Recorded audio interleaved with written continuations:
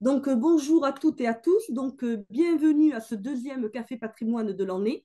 Je vous rappelle qu'il est prévu que nous fassions quatre cafés patrimoine par an et donc en raison d'un par trimestre. Donc aujourd'hui, nous avons un double honneur. Donc le premier étant que normalement, nous sommes plus de 450 inscrits à ce deuxième café patrimoine. Et le deuxième honneur est d'accueillir notre partenaire et intervenant, donc le cabinet Josserand-Audoir, et notamment par l'intervention aujourd'hui de Maître Ronan Lajoux, avocat fiscaliste. Avant de lui laisser la parole, j'en profite pour vous parler de notre deuxième séminaire patrimoine qui aura donc lieu cette année dans les Pouilles en Italie, donc entre le 5 et le 9 juin 2024. Je vous rappelle d'ailleurs que le premier séminaire patrimoine avait eu lieu à Malte début octobre 2023. Et donc, j'ai envie de dire, déjà, prévoyez vos dates et bloquez vos agendas. Je vous rappelle la promesse de nos séminaires patrimoine que nous avons mis en place depuis l'année dernière. L'idée est d'offrir un haut contenu technique avec des pointures d'intervenants et de valider 16 heures de formation. La deuxième promesse est de proposer un format court, donc de 4 jours, sur 2 jours le week-end, 2 jours en semaine.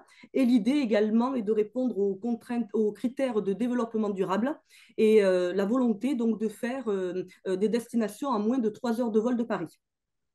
On est attaché également à offrir des prestations vraiment très, très qualitatives au niveau de l'hôtellerie et des activités autour du séminaire. On choisit volontairement une destination ou une ville qui offre naturellement une grande richesse patrimoniale et culturelle. Donc, c'est le cas notamment encore cette année avec les Pouilles en Italie. Et ensuite, on a également la volonté de limiter le nombre de participants à 50 personnes. L'idée vraiment est d'avoir des échanges de qualité, d'avoir vraiment de fédérer un groupe et de sorte que toutes les activités, on fasse tout, tous ensemble. Donc voilà, donc vraiment, encore une fois, je fais la promotion du futur séminaire patrimoine dans les Pouilles. Et on a commencé à faire un save the date en décembre 2023 et on devrait lancer le blocage et les bulletins d'inscription début février. Donc voilà. Et avant de laisser la parole à Ronan Lajoux, je voudrais vous rappeler que vous avez bien évidemment, pendant la durée du Café Patrimoine, la possibilité de poser vos questions par le biais du chat.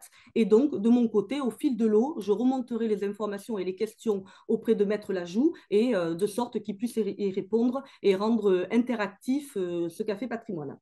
Donc voilà, pour terminer mon préambule, j'ai envie de dire amusez-vous bien, apprenez bien, let's go. Je vous donne la main, Maître Lajoux. Voilà. Parfait, merci beaucoup Mélina.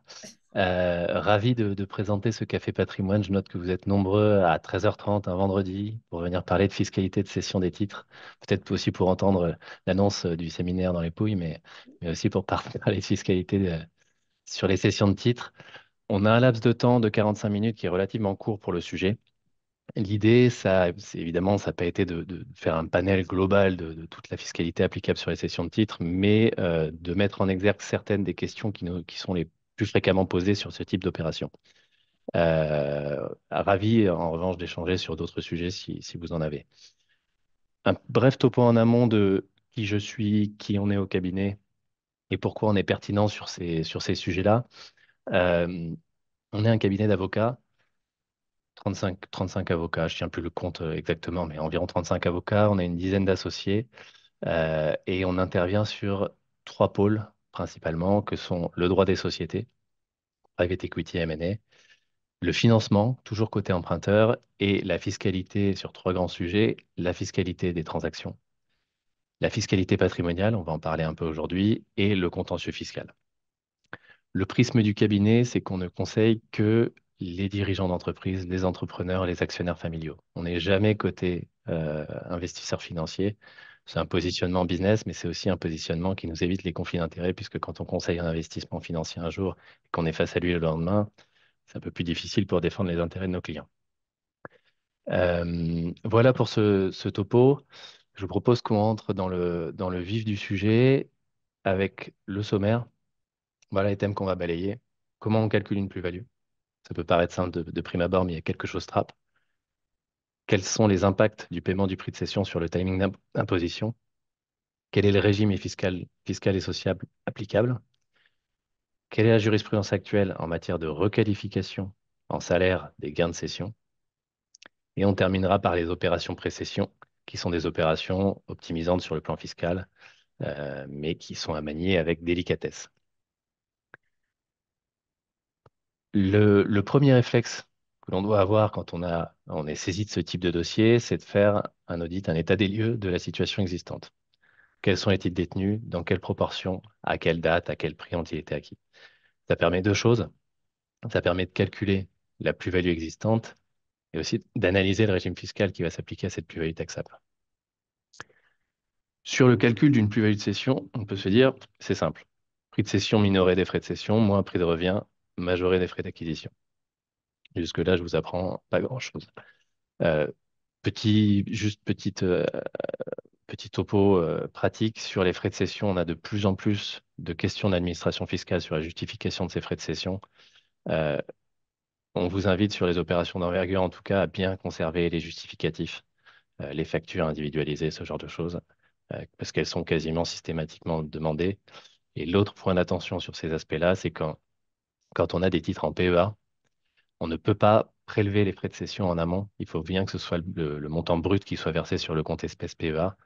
Donc, il y a deux façons de gérer ça. Soit on préfinance les frais de cession, soit on fait porter les frais de cession sur les titres qui sont détenus hors PEA. Donc ça, c'est les modalités de calcul d'une plus-value. On va regarder aujourd'hui l'aspect prix de revient. Comment on détermine le prix de revient des titres? Ça peut être très simple. Si les titres ont été achetés en bloc à un prix à une date donnée, jusque-là, pas de sujet. Ça se complexifie lorsqu'on a des titres de même nature qui ont été acquis à des dates différentes et pour des prix différents. Dans ce cas-là, on pourrait avoir deux réflexes. Soit on se dit, bah, au moment où je cède, c'est les premiers entrées qui sont les premiers sortis, comme on le voit en matière d'IS. Soit on applique ce qu'on appelle un prix moyen pondéré d'acquisition, qui consiste à recalculer à chaque date d'acquisition un nouveau prix d'acquisition qui est pondéré par rapport aux valeurs retenues dans le cadre des acquisitions précédentes. Là-dessus, que nous dit l'administration et que nous dit la jurisprudence? Elle nous dit que, on est obligé de passer par un prix moyen pondéré d'acquisition dès lors que les titres sont fongibles, contrario de titres individualisables. Titres fongibles, c'est quoi? Ce sont des titres de même nature qui ont été acquis à des dates différentes et qu'on n'arrive pas à individualiser. Typiquement des actions ordinaires. J'ai acheté X actions ordinaires pour X euros en 2015, puis X actions ordinaires pour X euros en 2016, etc., etc. Là, je dois forcément retenir la méthode du prix moyen pondéré d'acquisition. La parade à ça, c'est d'arriver à individualiser les titres. Alors, si c'est différentes catégories de titres, c'est assez simple. Mais on peut aussi les individualiser à l'intérieur d'une même catégorie de titres. De deux manières. Soit on a la possibilité de les numéroter, et auquel cas le suivi se fait via cette numérotation. Soit on les inscrit dans des sous-comptes d'actionnaires différents. Je peux avoir des actions ordinaires dans un compte d'actionnaire numéro 2 et d'autres actions ordinaires acquises à des dates différentes et pour des prix différents dans un compte numéro 2 bis, par exemple. Ça, c'est la parade la plus simple pour individualiser les titres. Euh, Ça peut avoir parfois un intérêt d'avoir ce suivi parce qu'on peut choisir quelle poche on cède en fonction de l'opération de cession qui se présente. Et ça peut aussi avoir un intérêt quand on veut ne pas céder des paquets de titres qui, par exemple, sous engagement de conservation du trade, ce genre de choses. Euh, donc ça, c'est sur la règle du prix moyen pondéré d'acquisition. On va donc regarder toutes les opérations qui ont été réalisées sur les titres au cours des années qui précèdent la cession. On va parfois avoir, et même c'est des cas très fréquents pour le coup, des apports qui ont été réalisés de titres au cours de la vie d'un entrepreneur. Ces apports, ils vont avoir des conséquences différentes selon que l'on se place sur un sursis d'imposition ou un report d'imposition. J'imagine que vous êtes assez familier avec ces sujets, avec ces aspects-là, mais peut-être un bref rappel. On est en sursis d'imposition sur la plus-value d'apport lorsque l'apporteur ne contrôle pas la société qui est bénéficiaire de l'apport. En revanche, on est en report d'imposition lorsque la société bénéficiaire de l'apport est contrôlée à l'issue de l'apport par l'apporteur. Le contrôle, il se fait de manière assez large, c'est la majorité du capital ou la majorité des droits de vote, la majorité des droits de vote dans le cadre d'un pacte d'actionnaires ou l'exercice en fait du pouvoir de décision. C'est large au regard de ces conditions-là, mais c'est aussi large au regard du périmètre d'appréciation puisqu'on regarde tout le cercle familial jusqu'aux frères et sœurs. Donc, bien analyser au moment où un apport est réalisé, si on est dans une situation de contrôle. L'impact, il est important.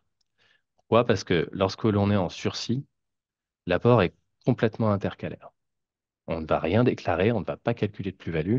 On s'engagera juste à l'issue, au moment de la session finale, à calculer la plus-value de cession sur la base du prix de revient initial des titres. J'ai acheté des titres pour 100. Au jour de l'apport, ils valaient 200. Je les cède 10 ans après pour 600. Je vais avoir une plus-value de 600 moins 100 et non pas 600 moins 200. Ça, c'est le sursis. En revanche, si je suis en report d'imposition, je vais figer, cristalliser la plus-value au moment où je vais réaliser l'apport. Cette plus-value, elle va être cristallisée dans son assiette, mais aussi dans dans son taux applicable, ses modalités d'imposition. Et sur les titres que je reçois en contrepartie de l'apport, je vais faire démarrer un nouveau prix de revient. Donc c'est une deuxième plus-value qui va être calculée. Et au moment où je céderai, le cas échéant, ma plus-value en report tombera ou pas, et la plus-value des titres que j'ai reçus en contrepartie de l'apport sera déclarée. Autre chose trappe sur les opérations d'apport, il faut bien regarder d'où sont issus les titres. J'ai pris l'hypothèse un peu centrale dans les opérations de LBO notamment. Euh, Lorsque l'on a des actions gratuites, des BSPCE, des stock options, des outils d'actionnariat salarié. Si j'apporte des actions gratuites à une société, je vais avoir une imposition du gain d'acquisition, quoi qu'il arrive. Gain d'acquisition étant la valeur des actions au jour où je les ai reçues. Je ne peux pas y échapper, quand bien même je serai en sursis ou en report d'imposition sur la quote-part de plus-value de cession. Très récemment, en mai 2023, l'administration fiscale est venue nous dire que c'est la même chose pour les BSPCE. Je n'ai pas de régime de sursis ou de report d'imposition si j'apporte des titres qui sont issus de BSPCE. C'est une position qui est actuellement débattue devant les juridictions. Il y a un contentieux en cours. On a eu les conclusions du rapporteur public très récemment qui semblent admettre, en tout cas orienter le Conseil d'État vers une annulation du rescrit du POFIP. Mais la décision sera rendue dans les prochains jours, prochaines semaines. Donc ça, il faudra être vigilant sur sur ce sujet-là.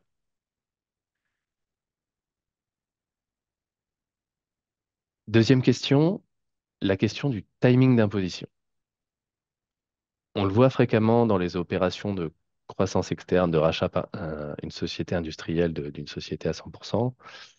Dans le contrat de cession, il y a des clauses soit de crédit vendeur, soit d'earn-out, de complément de prix.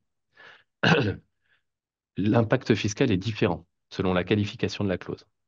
Crédit vendeur, c'est quoi? C'est je vous rachète pour 100 vos titres, mais je ne vais pas vous payer 100 tout de suite. Je vais vous payer 50 maintenant et 50 dans X années.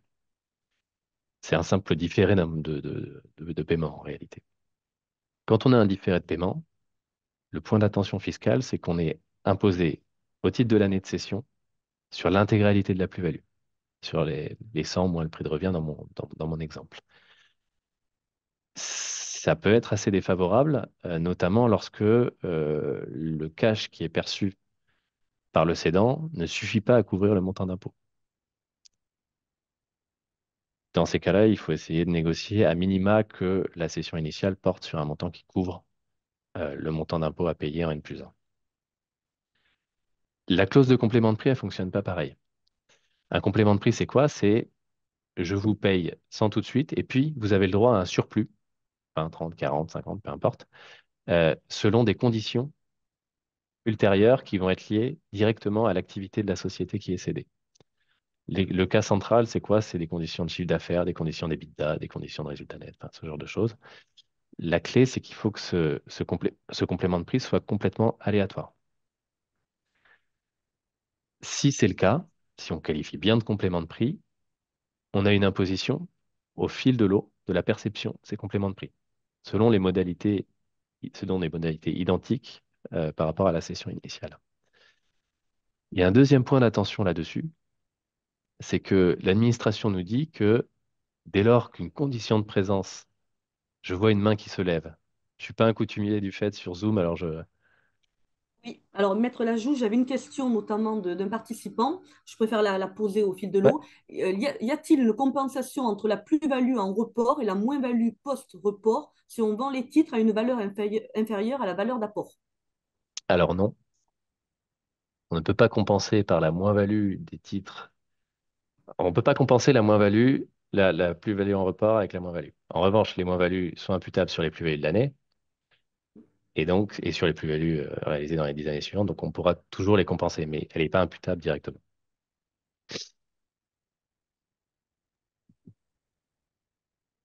Alors, sur la clause d'earn-out, euh, l'administration fiscale se réserve le droit, en cas d'imposition d'une condition de présence, c'est-à-dire qu'on conditionne le versement du complément de prix à la présence du dirigeant ou du salarié dans l'entreprise sur les années concernées, de requalifier en salaire le complément de prix.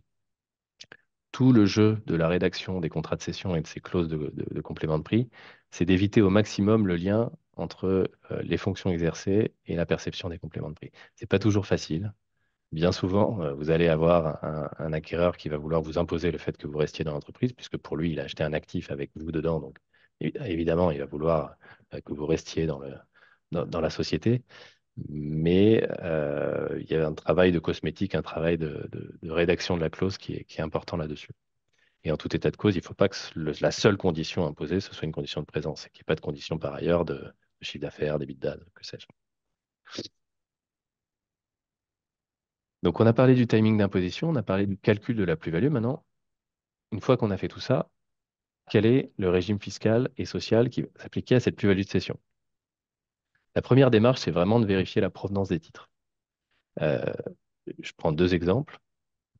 Parfois, on s'aperçoit en bout de course que les actions ordinaires d'un dirigeant ou d'un salarié, ou d'un actionnaire quelconque d'ailleurs, sont détenues en PEA. Pas du tout le même régime fiscal qui s'applique en PEA et hors PEA. On a une exonération sous réserve d'un retrait postérieurement aux 5 ans d'ouverture du PEA.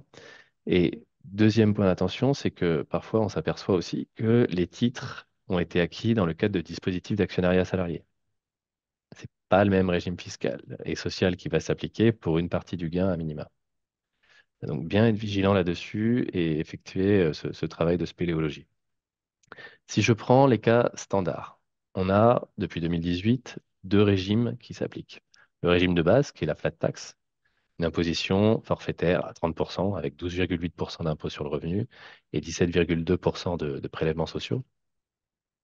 Mais on a la possibilité d'opter pour le barème progressif de l'impôt sur le revenu, avec, le cas échéant, l'application d'abattements pour durée de détention, seulement si les titres ont été souscrits ou acquis avant le 1er janvier 2018. C'est hyper important, ça. Euh, Cet abattement pour durée de détention, il peut être de deux ordres. On a celui de droit commun, avec 50% si j'ai détenu mes titres entre 2 et 8 ans, et 65% au-delà de 8 ans. Mais il peut aussi être renforcé. C'est un abattement supplémentaire où on va de 50 à 85, 85 étant au-delà des 8 ans de détention. Et je vous ai mis les tranches marginales d'imposition comprenant les prélèvements sociaux sur les slides. Ça permet de voir une chose que l'on voit beaucoup en pratique, qui est que lorsque l'on est dans l'abattement de droit commun, il est assez rare sur des sessions conséquentes qu'on soit plus favorable que la flat tax. Ou alors, il faut vraiment avoir une tranche marginale d'imposition qui est faible. Euh, En revanche, sur l'abattement renforcé, dès lors qu'on arrive à une détention supérieure à 8 ans, on commence à être dans un cas nettement plus favorable que la flat tax. Euh, je vais y revenir, mais il y a aussi un abattement spécifique pour les dirigeants partant à la retraite de 500 000 euros qui est fixe. Mais, euh, mais l'abattement renforcé est plus favorable quand on détient les titres depuis plus de 8 ans en général. Il est plus favorable, mais il y a des conditions à respecter, évidemment. Je ne vais pas lister toutes les conditions, vu le temps qu'on a, ça risque de prendre un peu trop de temps, mais il y en a deux sur lesquelles je voulais un peu vous attirer votre attention. La première, c'est que on parle toujours de ce critère des moins de 10 ans, et parfois les gens confondent la date à laquelle s'apprécie ce critère.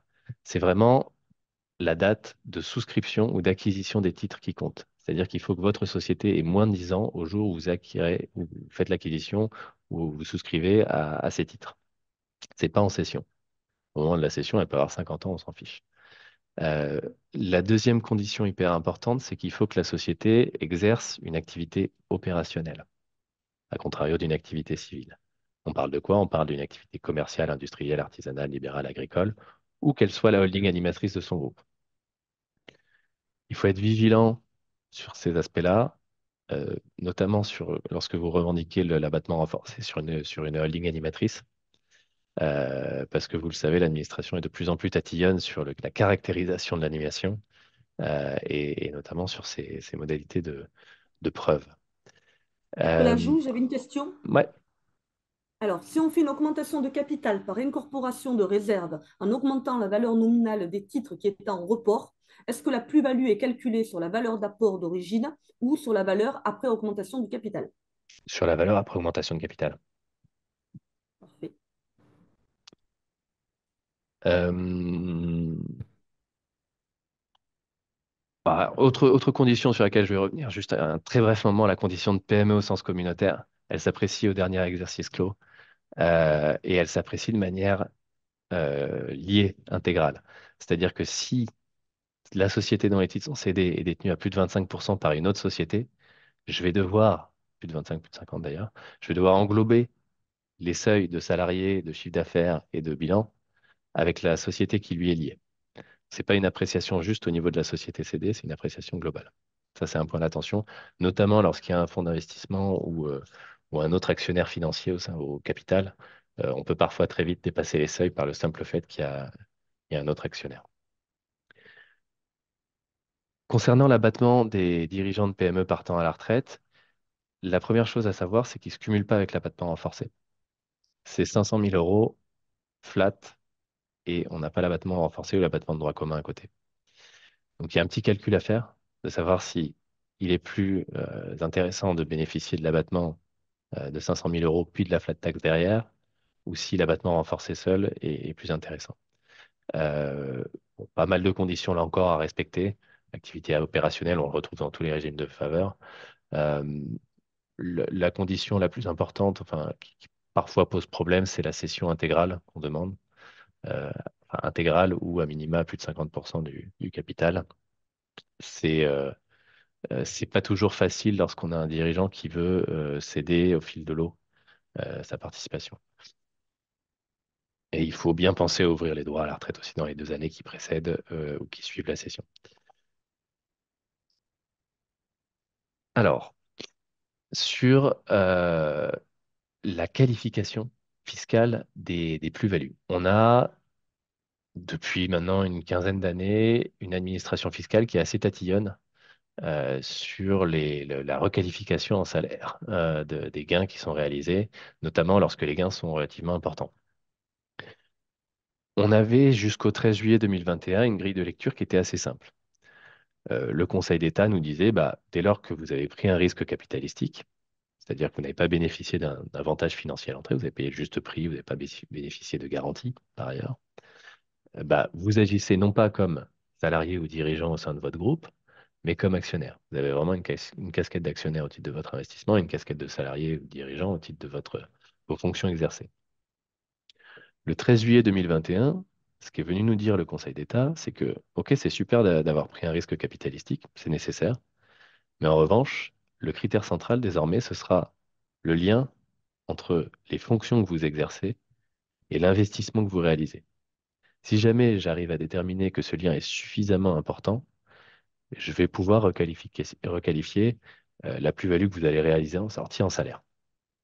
Évidemment, c'est nettement plus défavorable d'être en salaire que d'être en plus-value d'un point de vue fiscal, mais on a aussi des jurisprudences de la Cour de cassation sur le plan social qui est venu nous dire, un peu dans la même veine, dès lors qu'on a un lien entre les fonctions exercées et l'investissement réalisé, que la plus-value est susceptible d'être soumise aux charges sociales patronales et salariales au niveau de la société.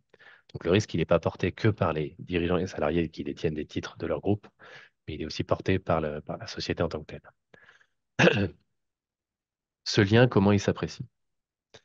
Euh, on a aujourd'hui cet arrêt du 13 juillet 2021, mais aussi quelques arrêts ultérieurs qui sont venus préciser une méthode de faisceau d'indices.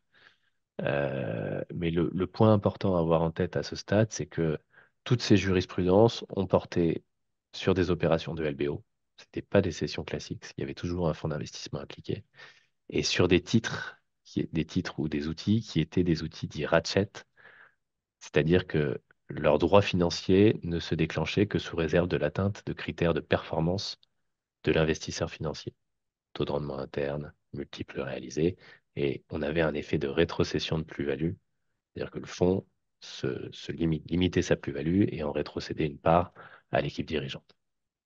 À ce stade, on n'a, à notre connaissance en tout cas, aucun redressement ni aucune jurisprudence sur des actions ordinaires. Mais le considérant de principe du Conseil d'État et le considérant de principe de la Cour de cassation est tellement large qu'aujourd'hui, l'administration fiscale et les URSSAF, s'ils le voulaient, euh, pourraient venir requalifier en salaire des gains réalisés dans le cadre de cessions d'actions ordinaires. Mélina, je vois une main qui se lève. Ah, je reviens donc à l'abattement renforcé, vu que la question est arrivée un chouïa Ouais. après. Donc, une société ayant acquis un fonds de commerce pour son activité et que le cédant a acquis les titres de cette société depuis moins de 10 ans le jour de la souscription. Le Hmm. cédant peut-il bénéficier de l'abattement renforcé? Alors, il faut que le fonds de commerce ait été acquis dans les 10 ans. Enfin, qu'il ait moins de 10 ans. L'idée, c'est, Oui. on ne peut pas créer une coquille, enfin, créer une société Mm. et acheter un fonds de commerce qui date de 20 ans en arrière. Ça marche pas. C'était l'idée de la question, je pense, Ouais. oui. Hmm. Parfait, merci. Si on en revient au risque de requalification, le faisceau d'indices, donc il y a les critères de performance. On avait des pactes d'actionnaires qui contenaient des obligations de loyauté, de non-concurrence, d'exclusivité. Là, on voit très bien que ça n'a rien à faire dans un pacte d'actionnaire qui est un outil, un document d'investissement.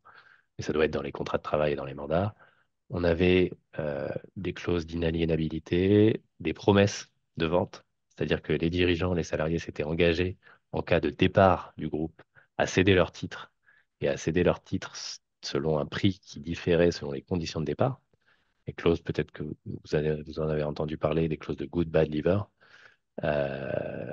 Ça, typiquement, bah, on voit bien le lien qui est fait entre l'investissement réalisé et, et les fonctions exercées, puisque par essence, si je quitte la société, je perds mes titres, ou en tout cas, je perds une quote-part de la plus-value si c'est fait dans des mauvaises conditions. On avait des notions de rétrocession. Enfin, voilà, pour tout, je ne vais pas tout détailler, mais tout ça pour vous dire que, il y a une grille d'analyse aujourd'hui qu'il faut être assez vigilant dans la rédaction de la documentation, dans la structuration des investissements, lorsque c'est le cas pour éviter, en tout cas limiter le risque de requalification en salaire. On n'a pas énormément de coins de ciel bleu aujourd'hui en France en matière fiscale. En revanche, lorsque l'on cède des titres, on a deux opportunités euh, qui peuvent être intéressantes sur le plan fiscal, que sont l'apport à une holding en amont d'une cession et la donation à un conjoint, à un enfant, en amont d'une cession. Pourquoi je dis que c'est intéressant? Parce que, prenons dans un premier temps le cas de l'apport. Si j'apporte des titres à une holding que je contrôle, je vais figer une plus-value en report d'imposition. On l'a vu tout à l'heure. Ma holding, dans le cadre de l'opération, va céder les titres pour le même prix que la valeur d'apport, qu'elle ne va réaliser aucune plus-value. J'apporte des titres qui valent 400. Ma plus-value sur ces 400, moins le prix de revient, est en report d'imposition. La société holding cède pour 400. Elle a 400 de cash à son niveau. La contrainte, c'est qu'il faut absolument qu'elle réinvestisse 60% du produit de la cession dans des activités éligibles ou dans des sociétés ayant des activités éligibles. C'est quoi? C'est le financement de moyens d'exploitation opérationnelle. C'est la souscription au capital d'une société qui exerce une activité opérationnelle, industrielle, commerciale, etc., ou holding animatrice. Ou c'est l'acquisition de titres d'une société opérationnelle dès lors que j'en ai le contrôle. La holding en a le contrôle. Quand c'est une société, quand c'est un investissement dans une société ou dans des actifs qui sont purement opérationnels, type industriel, la question ne se pose pas vraiment. En revanche, on a vu de plus en plus se développer des outils de réinvestissement dans des actifs immobiliers. Il y a beaucoup de jurisprudence et on a une administration fiscale qui est assez sur les dents sur ces sujets-là, euh, qui a d'emblée exclu des hypothèses de réinvestissement dans de la location meublée, alors même que fiscalement, c'est considéré comme une activité commerciale, mais considéré que c'est une activité de gestion de son propre patrimoine immobilier. Et aujourd'hui, la question se pose, en tout cas, et on a beaucoup de contrôle, nous, de notre côté, sur les questions de para-hôtellerie. On a pas mal de clients qui ont fait du réinvestissement dans les sociétés para-hôtelières et l'administration est hyper vigilante pour que ça qualifie bien de para-hôtellerie, notamment dans des jurisprudences récentes. Elle estime que cette para-hôtellerie doit être nécessairement en concurrence avec les établissements hôteliers dans la zone géographique concernée. Bon, il ne suffit pas qu'il y ait les trois des quatre services que vous connaissez peut-être qui soient rendus. Il faut vraiment qu'on soit dans des conditions analogues à de l'hôtellerie. Ce qui n'est pas simple. En tout cas, certains clients n'ont pas mis tous les efforts en ce sens pour le faire. Et s'étaient dit, bah, de toute façon, j'ai trois des quatre services, c'est bon. Aujourd'hui, on est un peu plus sur une zone grise là-dessus. Euh, les réinvestissements hôteliers, honnêtement, je ne vois pas comment ça pourrait être requalifié, mais pareil, il faut être assez vigilant si on réinvestit dans une société qui a un actif hôtelier, bien s'assurer que c'est la société qui exploite et qu'il n'y a pas une délégation complète de la gestion de l'hôtel, de toute prise de décision, que ce soit bien les clients qui contractent avec la société en question. Enfin, voilà. Il y a quelques précautions à prendre là-dessus. Il y a un autre type de réinvestissement que je n'ai pas évoqué dans tout ça, c'est qu'on peut aussi réinvestir depuis quelques années dans des fonds éligibles. La contrainte là-dessus, c'est que il faut conserver les fonds au moins 5 ans. Alors même que quand je suis dans des réinvestissements autres, seulement l'obligation de détenir les actifs pendant minimum un an. Euh, euh, bon, ce que je vois moi en pratique, c'est que le réinvestissement dans les fonds éligibles, il se fait lorsqu'on n'a pas beaucoup d'idées et qu'on arrive en bout de course du délai de 2 ans. On a 2 ans pour investir. C'est la solution facile pour le faire, mais c'est rarement un investissement qui vient de la part des clients. Euh, Voilà pour l'apport session. Est-ce qu'il y a des questions sur ce sujet-là? Non, j'ai des questions sur les thèmes encore de tout à l'heure. OK. Donc, et je garde une un peu technique pour peut-être la conclusion. Alors, celle-là, j'y vais. Dans le cadre d'une réduction de capital par achat et annulation par la société, la plus-value réalisée par le gérant associé peut-elle être requalifiée en salaire? C'est une bonne question. Je vois pas pourquoi elle ne pourrait pas l'être. C'est simplement une modalité de réalisation du gain. Alors, c'est pas du tout un cas qui est visé par les jurisprudences. Mais dans l'absolu, on pourrait imaginer une situation où on a une société détenue par un investisseur financier, par des managers, par des dirigeants salariés. Il y a un salarié, pour X raison, l'investisseur financier n'a pas envie de lui racheter directement les titres, il y a du cash dans la boîte, on fait un rachat annulation. S'il est rentré dans le cadre du faisceau d'indices que j'évoquais tout à l'heure, à mon sens, on présente le même risque que si c'est un tiers qui rachète. Parfait. J'en ai une petite, si tu as le temps encore. Ouais. Tu es dans le timing? Alors, bonjour, si la cession des titres apportés intervient au-delà du délai des 3 ans, est-ce que la plus-value est purgée? Alors, la plus-value n'est pas purgée. En revanche, on n'a pas l'obligation de remploi des 60%. Mais si jamais je cède mes titres de ma holding, pour X raison, eh ben, je vais devoir payer la plus-value en report à un moment donné. En revanche, ce qui est agréable dans ce cas-là, c'est que bon, va y avoir de l'IS à payer probablement au niveau de la holding, mais je peux faire ce que je veux du cash. Je suis pas obligé de rentrer dans des remplois, dans des actifs éligibles. Parfait.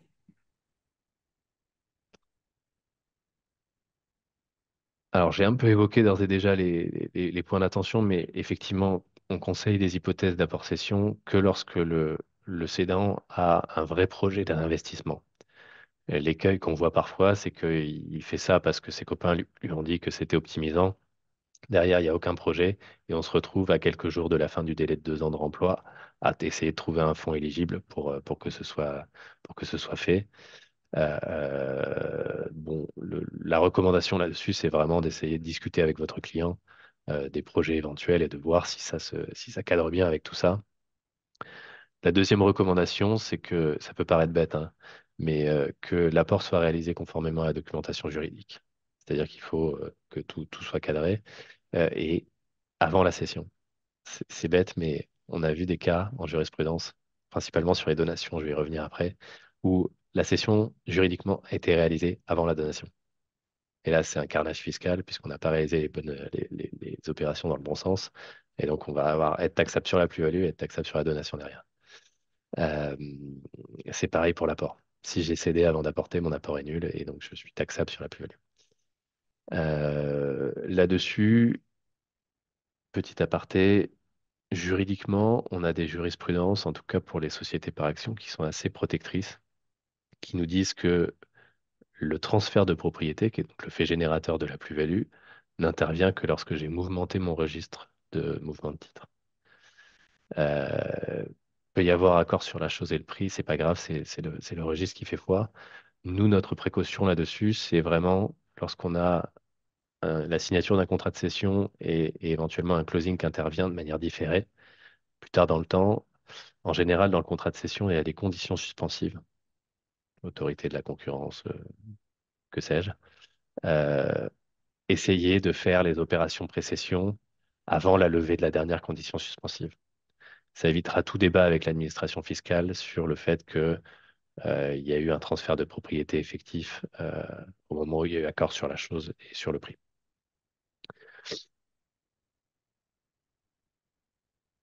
Deuxième coin de ciel bleu, les donations avant cession. C'est le même principe que l'apport, c'est-à-dire qu'on va purger la plus-value. On va pas payer en tout cas d'impôt sur la plus-value. En revanche, on va substituer à cet impôt sur la plus-value d'éventuels droits de donation. Mais comme vous le savez, il y a des abattements et il y a un barème progressif qui monte et pour lequel on reste en dessous de 500 000 euros taxables à 20% de taux effectif. Donc, plus intéressant que les 30% de flat tax. Les abattements, c'est 100 000 euros par parent, par enfant, tous les 15 ans. Donc, ça vaut le coup d'utiliser ces abattements. Typiquement, je donne 100 000 euros de titre à mon enfant qui, lui, va les céder dans le cadre du closing. Je ne paierai aucun impôt. Je ne paierai pas les 30 000 euros sur les 100 000 euros si c'est une plus-value intégrale. Et mon enfant ne paiera pas de droit de donation. L'opération est complètement blanche sur le plan fiscal et elle permet d'opérer une transmission anticipée de son patrimoine au profit de ses enfants. On peut le faire au profit des enfants, on peut aussi le faire au profit de son conjoint. Son conjoint, on a un abattement d'environ 80 000 euros et on a un barème progressif qui est un peu identique à celui pour les enfants. Donc ça peut être aussi optimisant. La seule contrainte pour le conjoint, c'est qu'il faut qu'on soit marié sous le régime de la séparation de biens. On va pouvoir donner évidemment des biens communs dans ce cadre-là. Euh, la deuxième chose à savoir là-dessus, c'est que parfois on a une réticence des clients qui se disent bah, j'ai des enfants mineurs ou j'ai des enfants majeurs mais qui sont peu soucieux des aspects financiers. Euh, et je ne veux pas leur donner quelque chose, du cash avec lequel ils vont faire n'importe quoi. Il y a une parade là-dessus, c'est qu'on peut très bien opérer cette donation en démembrement et prévoir dans l'acte de donation une clause de remploi ou un quasi-usufruit. On le voit très fréquemment. Et le cas typique, c'est un dirigeant qui fait une donation où il se réserve l'usufruit et il donne la nue propriété à ses enfants avec clause de remploi dans une société familiale qui aura vocation à détenir la résidence secondaire, à détenir des investissements locatifs, à détenir des investissements patrimoniaux, financiers, que sais-je. Et auquel cas, on a un dirigeant qui conserve la maîtrise du cash via cette clause de remploi. On a, et puisqu'on le nomme en général gérant indéboulonnable de la société, on a la possibilité de lui sortir les revenus puisqu'il est fruitier de la société qui va opérer les réinvestissements. On a aussi la possibilité de flécher les revenus vers les enfants qui sont nus propriétaires si on distribue des réserves. On a vraiment une vraie flexibilité dans ce cadre-là. Et c'est, en général, ça plaît assez aux clients, ce type d'opération. Là encore, des précautions à prendre. Euh, il faut absolument que la donation procède d'une véritable intention libérale. En d'autres termes, il ne faut pas que le donateur se réapproprie le produit de la cession. Ça peut paraître bête, mais on l'a vu pareil dans des jurisprudences précédentes où le donateur donne ses titres, les enfants cèdent et le produit de la cession est perçu sur le compte bancaire du donateur. Là, on a un problème. Euh, Oui, Mélina, pardon. Oui, non, si tu veux des questions au fil de l'eau. Donc, Allez, en cas de cession est-ce qu'une holding qui fait une plus-value de cession des titres de la fille A peut la compenser avec un dépôt de bilan de la fille B moins-value? alors on est sur quelle hypothèse là? On a la holding qui a reçu les titres, Oui. qui Alors la les a question, cédés. est-ce qu'une holding qui fait une plus-value de cession, oui, des titres de la fille A, peut la compenser avec un dépôt de bilan de la fille B qui est une moins-value? Alors, tout dépend de la qualification au niveau de la holding de la plus-value. Si on est sur une plus-value long terme, on pourra compenser qu'avec des moins-values long terme. Si on est sur une plus-value court terme, on pourra, cas échéant, imputer la moins-value. Tout Donc dépend tout du dépend de la pourcentage de catégorie. détention. Hmm. Et après, une petite dernière, avant que tu continues. En cas de cession des titres après le délai de 3 ans de l'apport, la plus-value est-elle en report, est-elle purgée? Alors non, toujours pas. Elle est maintenue et si jamais je cède les titres de ma holding, bah, je devrais payer la plus-value en report. Si je cède ou si je dissous la société. Et après, j'en avais une autre, si tu as le temps. Peut-on réinvestir dans une FCPI qu'on aurait créée où il n'y aura rien au moment du réinvestissement? Pas top. Déjà, FCPI, il faut que ce soit un fonds éligible et les critères sont assez stricts. Et moi, je ne suis pas hyper favorable au réinvestissement dans des coquilles qui n'ont pas vraiment d'activité au début. Alors, techniquement, le texte nous le permet. Le texte nous dit souscription au capital initial. Évidemment, si c'est un capital initial, l'activité n'est pas démarrée. Mais j'aurais tendance, vu que ce sont des opérations qui sont très regardées, qui a un effet optimisant quand même assez important, à essayer de réinvestir dans des sociétés qui ont déjà un peu de vécu et dans des fonds où je m'assure qu'ils sont éligibles en amont. Parfait. Sur la donation, donc pas de réappropriation du produit de cession par le donateur, c'est hyper important.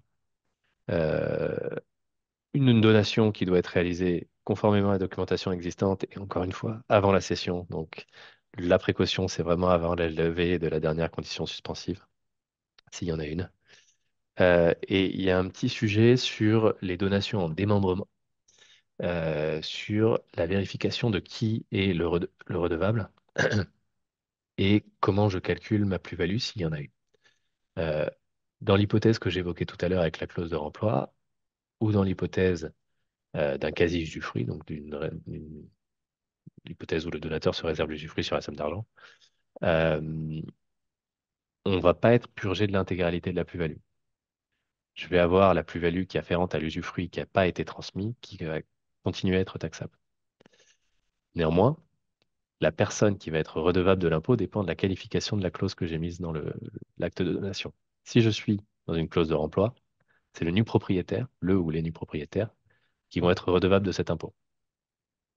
En revanche, si j'ai mis une clause de quasi-usufruit, c'est l'usufruitier qui reste redevable de l'impôt sur cette plus-value. Bien faire attention à ça. On a des jurisprudences récentes où les contribuables n'avaient pas fait attention à ça, à qui était le bon redevable de l'impôt et qui se sont fait attraper. Dernière chose que j'ai oubliée sur les donations, euh, j'évoquais les modalités de calcul d'une plus-value tout à l'heure. Prix de cession moins frais de cession, moins prix d'acquisition, plus frais d'acquisition. Dans les frais d'acquisition, il y a les droits de donation. Si jamais les donataires payent des droits de donation, on va les prendre en compte pour le calcul de la plus ou moins-value. En général, ça va générer une moins-value puisqu'ils vont céder un instant de raison après les avoir reçus. Cette moins-value, elle est imputable sur les autres plus-values réalisées par le foyer fiscal au cours de l'année et au cours des 10 années qui vont suivre. Ça peut avoir un intérêt de faire prendre en charge les droits de donation par les donataires, par les enfants ou par le conjoint, lorsqu'il y a une grosse plus-value réalisée par ailleurs par le donateur pour pouvoir l'imputer sur cette plus-value, dès lors qu'ils sont membres du foyer fiscal. En revanche, si les enfants sont majeurs et plus membres du foyer fiscal, ils ont a priori aucun intérêt à réaliser une moins-value puisqu'ils pourront potentiellement pas l'imputer. C'est là où on peut avoir intérêt à faire prendre en charge les droits de donation par le donateur, sachant que quand le donateur prend en charge des droits de donation, c'est pas considéré comme une donation supplémentaire. Donc tout ce qui est pris en charge n'est pas soumis au barème progressif des droits de donation. Il est 14h15, je suis très fier. On a respecté le Alors, très, très timing. bien. Alors, j'ai gardé volontairement la dernière question que je trouve complètement dans l'actualité, qui chamboule un peu tous nos confrères et qui porte sur l'abattement de 500 000 euros. Donc, en fait, quel est l'impact sur l'abattement de 500 K euros de la réforme des CELARL avec distinction BNC, géance majoritaire? Est-ce que c'est trop tôt de poser cette question ou est-ce qu'on a un petit peu un ordre d'idée? Alors, pour moi, la réforme BNC versus salaire, elle ne touche pas aux plus-values. C'est plus sur les dividendes qui vont remonter dans les SPFPL ou sur les rémunérations de gérants majoritaires. On se disait, ben, on est en salaire et aujourd'hui on ne l'est plus. Mais je pense pas que ça joue sur la nature de la plus-value. Alors il y a une question sous-jacente qui est est-ce que ça remettrait en cause mes fonctions? Euh, non, je ne vois pas d'imbrication entre ces jurisprudences-là en toute honnêteté et cet abattement. En tout cas, vous avez raison. Pour les avocats aussi, on a été concernés par tout ça et on est un peu Ça dans fait du bruit. l'expectative. Ouais, ouais. Et donc, ben, on te remercie chaleureusement. Et effectivement, j'ai envie de dire et de conclure sur ça. Donc, tu as parfaitement respecté le timing, effectivement, donc je le souligne. Et surtout, on ne perdra pas une miette de ton intervention. Je t'ai donné effectivement le maximum de réponses, de questions. Donc, je crois qu'on en a fait plus que prévu. Et donc, pour dire qu'il est prévu avec la newsletter qui est envoyée très régulièrement donc, aux membres CF et aux participants, d'envoyer avec le webinaire. Donc voilà, donc vous ne perdrez pas une miette de l'intervention de Maître Lajoux, étant donné que vous l'aurez d'ici vendredi prochain. Donc voilà, Magnifique. Et on vous si vous avez remercie, des... on vous dit à très vite. bah, merci à vous. Et si vous avez des questions supplémentaires que vous n'avez pas pu poser à votre disposition, évidemment, pour y répondre. Merci beaucoup. Bon Oui, après-midi à tous. à bientôt.